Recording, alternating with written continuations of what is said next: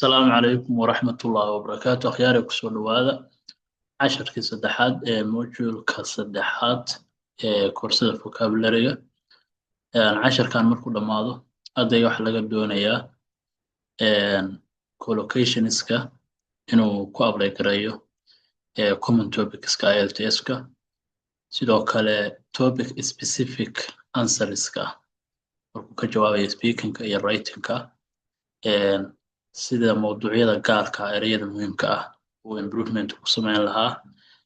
isla markaa qaybta ugu dambeysana waxay use collocations naturally in context inuu si dabiici ah u isticmaalo collocationska mawduuca markaas laga hadlayo casharkan insha allah intaan sharaxayno waxaan idinla wadaagi doonaa sidoo kale sourcigan oo free ah oo runtii wax badan kaa saacidaya casharka mawduuca aan qaadanayna waa mawduuc related la ah oo waa phrasal verbs sidaan kusoo sharaxnay casharkeena koowaad collocationisku waa combination of the words waa ereyadu siday isu leeyihiin si natural ah in la isugu keeno phrasal verbskuna waxa weeyaan waa verbkii oo lagu daray preposition marka isaga naftarkiisu waa combination marka sourcigan iyo sidaa uga faa'iidaysan karto iyo qaabka aad maaragtay uu kugu anfacaya marka la joogo waxa weeye topican ayaan ka hadli doonaa haddii alla idmo sidoo kale waxaan ka hadli doonaa sidee baa topiciyada muhiimka inagu exampleskan soo qaadan doono waa kuwa maaragtay de muuqaalkan maadaama kooban yahay waa kuwa kooban laakiin adigu sidee baad enough vocabulary gaar ahaan collocationska bay topic ugu baran kartaa ayaan ka hadli doonaa waxaan idinla wadaagi doonaa sourciga IDP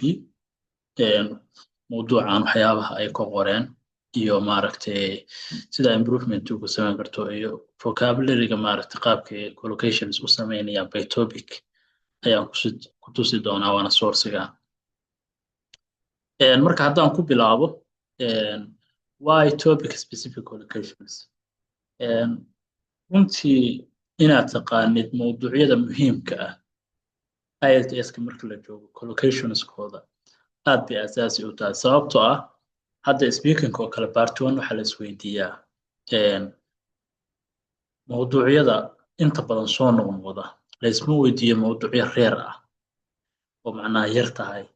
waxaa la isweydiiyaa tusaale ahaan waxbarashadaada suurtagala wax lagaa weydiiyo shaqadaada suurtagala caafimaadka teknolojiyadda deegaanka qoyskaaga arrimaha noocaasa marka collocationska mawduucyada commonka ah mid kasta oo ka mid ah ilaa sidee baad uga baran kartaa number of collocations nf ah hadhowdii si ay kugu fududaato inaad qeexdo qoyskaaga ama teknolojiyadda ama deegaankaaga runtii waa lagu kala duwan yahay oo de qofba maaragtay xaaladiisu waa maaragtay qaab u sifayn karaa laakiin muhiimad waxa weeyaan common collocationska adeegsanaysaan waxa weeye seebaa ugu apply garan kartaa using collocations shows haddii aad marka collocations aad isticmaasho waxay muujinaysaa laba qodob bay muujinaysaa midi waxa weeyaan preparedness inaad diyaar tahay ayay muujinaysaa midna waxa weeye naturalness inaad qaab dabiici inaad u hadli karto ayay muujinaysaa haddii aan hadda mawduucyada guda galno mawduucaha tusaalahan hata haddaan tusaale soo qaadano mawduuca waxbarashada oo kale collocationskan ayaa ka mid noqon karaya tusaalahan haddii la yidhaahdo pursue higher education ardayda inay raadsadaan waxbarasho sare waxay ka waa collocation gain knowledge qofku inuu aqoon kasbado hadda fiiri haddaan idhaahdo qofku inuu aqoon maaragtay qaato aqoon qaado haddaan ku idhaahdo camal oo kale xoogaa waa dareemi kartaa collocationkaas inuusan saxnayn laakiin kasbasho marka la yidhaahdo af soomaaliga xataa waxaad ka fahmi karaysaa macnaha ay samaynayso ayaad ka fahmi karaysaa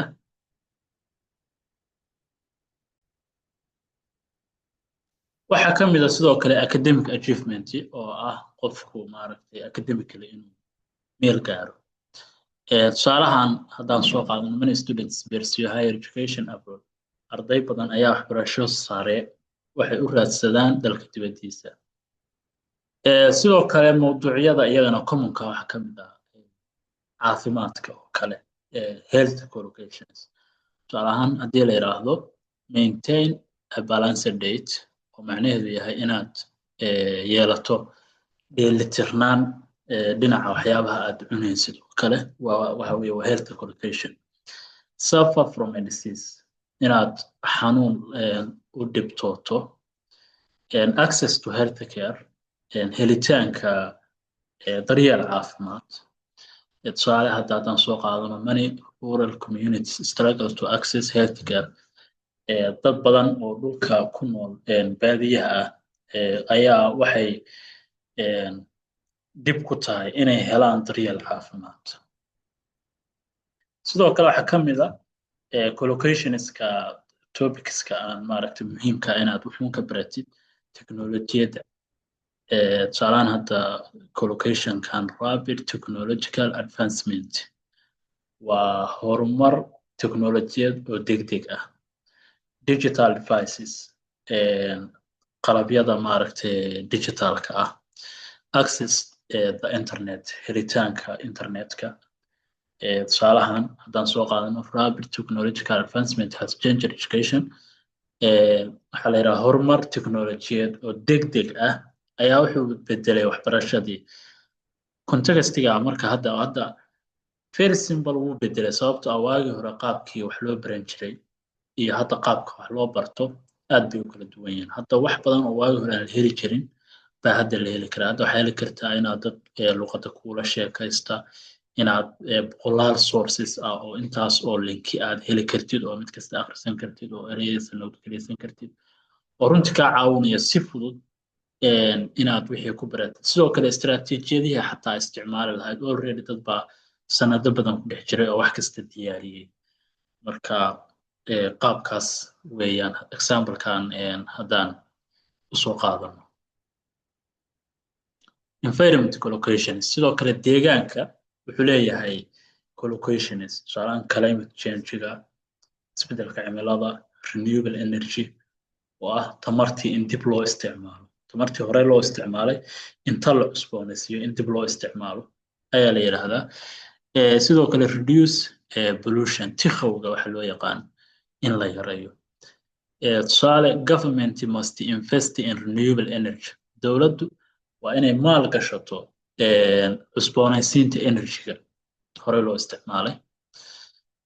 tusaalahan hadda haddaan soo qaadano baraarada bulshada courageous academic waxay kugu dhiirigelinaysaa inaad si academic ah aad u samayso inaad meel u gaartid tusaale haddaan soo qaadano la xiriira waxa weeye caafimaadka people in Somalia aim to maintain a balanced diet dadka Soomaaliya waxay maaragtay ujeedkoodu yahay inay helaan waxaa la yidhaahdo balanced diet inay samaystaan ama dheelitirnaan to tusaalaha labaad oo kale hadda technology is very poor for people tusaalahan hadda waa IELTS marka qofka inta badan isticmaala waxa weeyaan xoogaa weak weeye vocabulary-giisu waxaa strong ah qofkan oo yiri technology provides access teknolojiyadda waxay bixisaa helitaanka internetka sidoo kale dadka waxay ku dhiirigelisaa inay sameeyaan rapid innovation ikhtirac degdeg sabab maxay ku kala duwan yihiin labadani hadda haddaan wax yar dul istaagno hadda qofkan oo kale technology is very good for people macnaha ma raacsana wax sabab ah oo teknolojiyaddu ay ugu fiican tahay dadka laakiin qofkani wuxuu raacsiyaa the reasons oo ah access to the internet oo ah runtii collocation iyo encourages rapid innovation wuxuu isticmaalay laba collocation qofkanina wax collocation ma isticmaalin that's why midna uu yahay strong oo laga yaabo in la siiyo 7 ama 7.5 marka loo fiiriyo keliya shorty waxa weeye sentencekan marka loo fiiriyo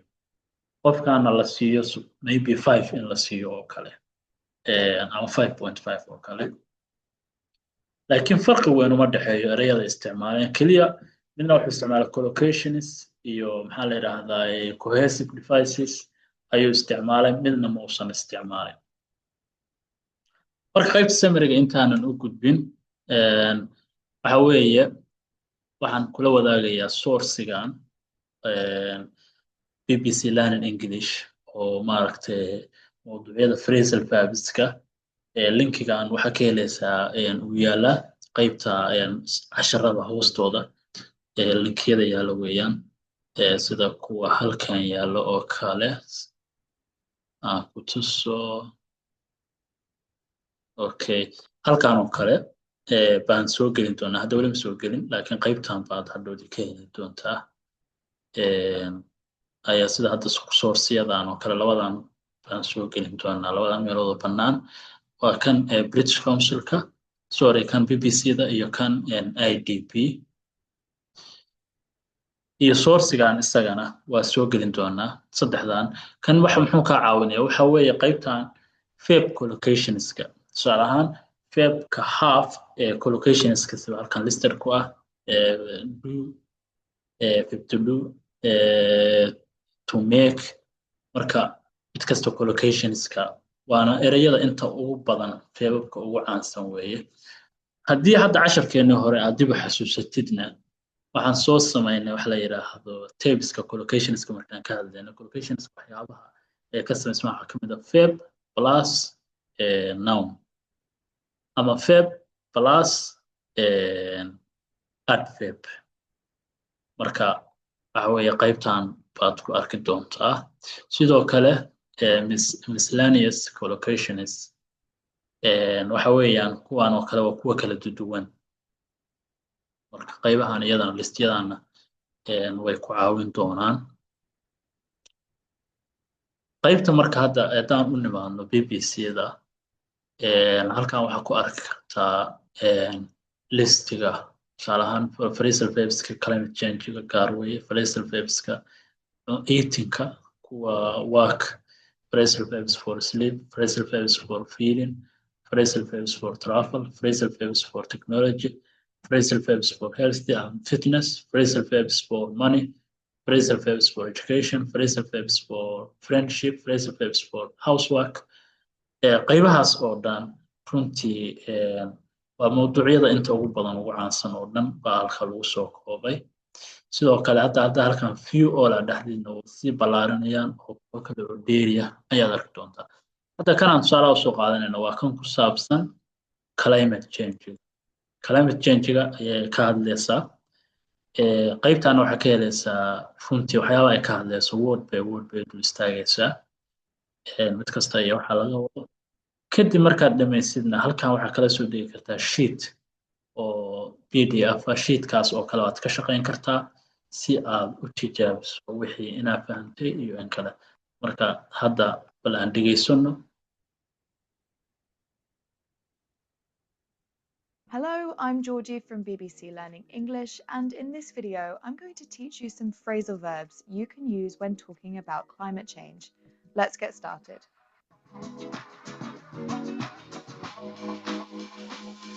Starting with the problem. The world is heating up. If something heats up, it increases in temperature. A high level of CO2 in the atmosphere is causing the planet to heat up. Why is this happening? Well, for a few reasons. One is that we humans rely on burning fossil fuels to do things like make our cars work or heat our homes. There's no public transport in his town, so he relies on his car to get to work. Next, what problems can be caused by the world heating up? Climate change has many consequences. One is drought.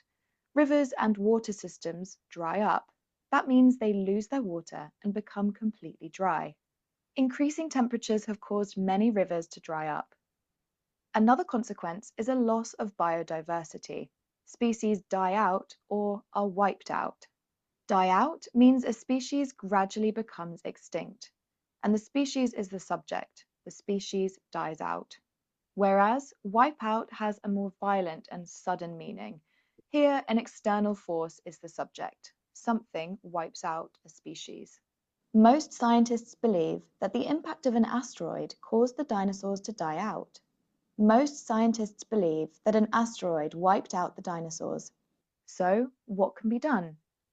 One thing that can be done to slow down climate change is cut down on our use of fossil fuels.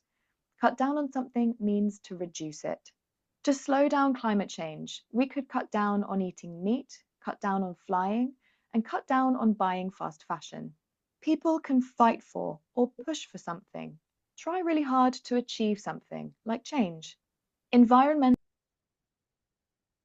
means to participate in something, like an event or an activity. In this climate change context, you could take part in protests, campaigns, or take part in fundraising projects, for example. Thousands of young people took part in climate change protests around the world. Thanks for watching Phrasal Verbs with Georgie. Head to our website to download a free worksheet to practice and find all the other episodes. Okay khiyaari waxaan rajeynayaa inaad ila fahamteen markaad daawatid videoga waxaa lagu sharaxayaa haddii aadan xataa aadan weli maaragtay masterin aadan ku samayn inaad listeningka oo kale qaabka u sharaxaya aadan fahmin halkan waxaa ku yaala qaybtii oo wixii wuxuu yahay qoraal erey walba uu yaalaa tusaalahan phrasal verbska hadda halkan waxaa ka mid ah heat up oo ah inuu maaragtay heerkulku inuu siyaado rely on in lagu tiirsanaado waxaa ka mid ah dry up baa ka mid ah oo ah inay meeshu maaragtay qalasho iyadoo luminayso qoyaan waxaa ka mid ah day out ama die out oo ah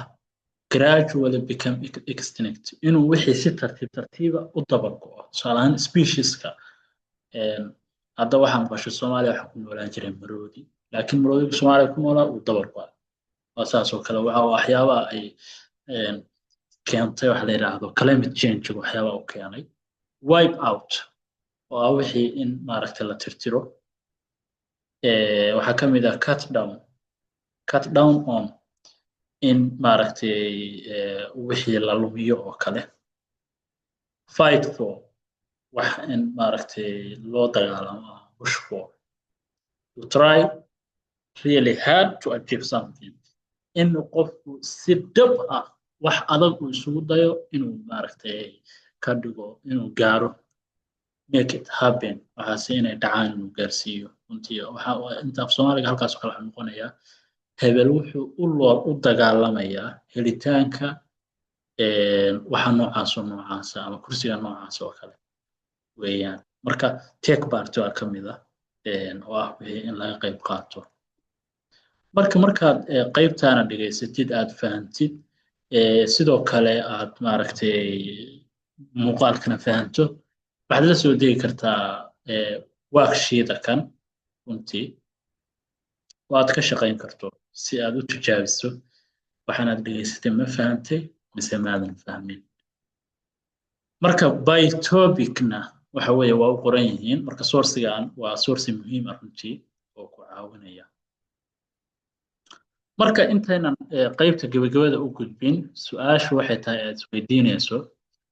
hadda mawduucan aan ka hadlayno oo collocationska by topic inaa u baratid sidee ayaa u baran kartaa very simple waxa weeye horta marka koowaad waxaan kula wadaagayaa sourcigan waa idp saan hore idinku sheegay waa mid ka mid ah saddexda organization ee isla leh waxa loo yaqaano IELTS-ka saddex organization baa isla mid waxa weeyaan British Council midna waa Cambridge midna waa IDP marka IDP hadda website-kooda waxaad ka helaysaa topicska popular topics waxay ugu yareen popular topics popular IELTS vocabulary topics waxay ugu magac dareen marka hadda halkan waxaa uga jeedaa su'aalahan advertisement xayeysiisyadii art body language business crime education environment family travel and work saddexdan waa sharciya fashion film food government health music newspaper personality qaybahaas oo dhan waxay isu keenayaan topicskaas waxa weeye inay qayb walba sharaxaanin hadda tusaale haddaad tagtid qaybtan educationka oo kale haddaan click siino wuxuu ku keenayaa qaybta educationkiska vocabularyga la xiriira waa ereygii macnihii uu sameynayey iyo isagoo tusaale la geliyey marka hadda marka halkan joogtid sentencega maxaa ku jira collocations tusaalahan hadda communication skills waa collocation halkan maxaa uga jeeda communication skills waa collocation maxaa la yidhahdaa effective education